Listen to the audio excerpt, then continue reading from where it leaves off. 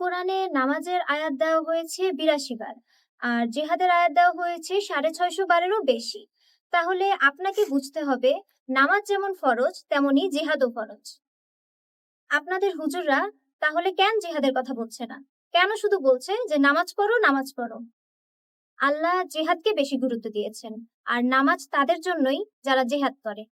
কারণ আল্লাহ মোমেনদের জন্যই নামাজ ফরজ করেছেন। মোমেন তারাই যারা জিহাদ করে। জেহাদ নিয়ে একটা ভুল ধারণা মানুষের মাঝে বিরাজ করে। তা হচ্ছে মানুষ মনে করে জেহাদ মানে রক্তারক্তি, মারামারি, কাটাকাটি, হানাহানি ইত্যাদি। কিন্তু আসলে তা নয়। জিহাদ মানে হচ্ছে সর্বাত্মক প্রচেষ্টা। রাসূল সাল্লাল্লাহু আলাইহি সাল্লাম তার নবুয়তি জীবনের প্রথম ১৩ বছর কোনো যুদ্ধ করেননি। করেছেন জেহাদ, অর্থাৎ আল্লাহর দ্বীন প্রতিষ্ঠার সর্বাত্মক প্রচেষ্টা। আপনাদের হুজুররা রমজান মাসে এটা ঠিকই বলে তোমাদের জন্য রোজা ফরজ, কিন্তু এটা কেন বলে না যে তোমাদের জন্য জেহাদও ফরজ?